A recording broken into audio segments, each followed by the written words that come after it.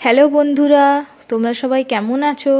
দেখো, তোমাদের কাছে একটা রেসিপি নিয়ে আজকে চলে এলাম, যেটা আজকের দিনে নিশ্চয়ই সবার বাড়িতে হয়েছে। সেটা হচ্ছে মালপোয়া। মালপোয়ার জন্য মা কলাগুলোকে প্রথমে ছাড়িয়ে নিচ্ছে।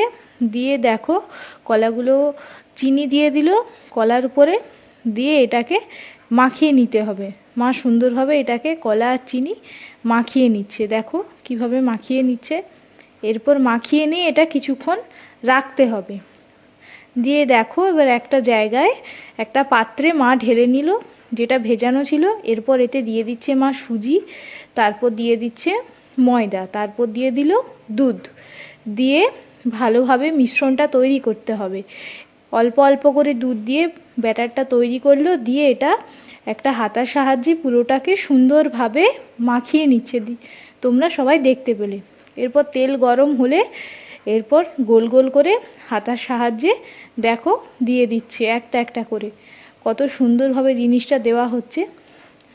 হয়তো ঠিকভাবে গোল হচ্ছে না, ঠিকই হাতার সাহায্যে তোমরা দিলে ঠিকভাবে হয়তো গোল হতো ভালোভাবে।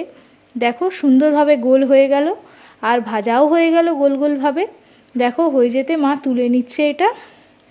এটা ঠাকুরের কাছে নিবেদন করা হবে। আমার বাড়িতে গোপাল ঠাকুর আছে, গোপাল ঠাকুরের জন্য। দেখো আজকে একাদশী বলে ফল আর মালপোয়া গোপাল ঠাকুরের জন্য নিবেদন করা হয়েছে। তোমরা দেখতেই পাচ্ছ।